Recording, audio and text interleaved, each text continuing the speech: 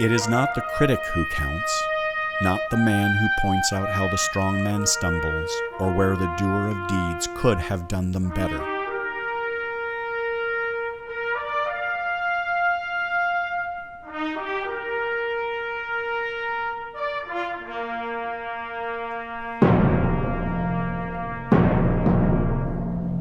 The credit belongs to the man who is actually in the arena, whose face is marred by dust and sweat and blood, who strives valiantly, who errs, who comes short again and again, because there is no effort without error and shortcoming.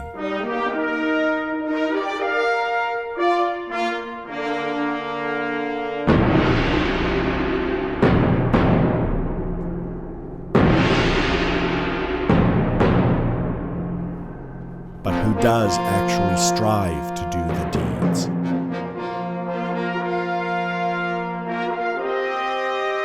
Who knows great enthusiasms, the great devotions?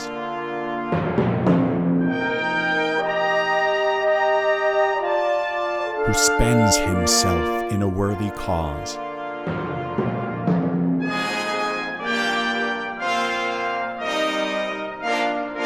Who at the best knows in the end the triumph of high achievement,